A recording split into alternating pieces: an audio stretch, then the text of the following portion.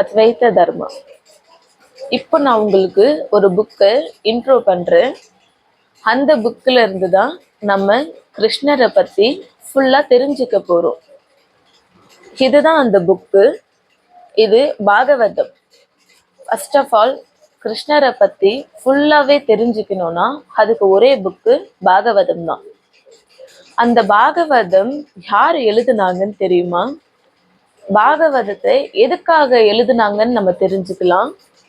அப்புறம் பாகவதம் நம்ம படிக்கிறதுனால நமக்கு என்னெல்லாம் கிடைக்க போகுது, என்னெல்லாம் நம்ம லைஃப்ல சேஞ்சஸ் வரப்போகுதுன்னு சொல்லிட்டு எல்லாமே கம்ப்ளீட்டா நான் உங்களுக்கு எக்ஸ்பிளைன் பண்றேன்.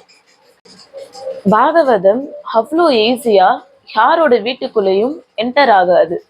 ஒன்ஸ் அது என்டர் ஆயிடுச்சுன்னா அதுல எவ்வளோ பெரிய மாற்றம் நிகழும்னு சொல்லிட்டு நமக்கே அது உணர்த்தும். பாகவதத்தை நம்ம படிச்சு மற்றவங்களுக்கும் எக்ஸ்பிளைன் பண்ணுவோம். நாமளுமே அதை படிச்சு நம்மளோட லைஃப்ல நிறைய சேஞ்சஸை கொண்டு வருவோம். நம்ம கொண்டு வருவோம்னா நம்ம அதை படிக்க படிக்க நம்மளோட மைண்ட் செட் கண்டிப்பா மாறும். பிகாஸ் அதுல இருக்கிறது பகவான் கிருஷ்ணர். அத்வைத தர்மா.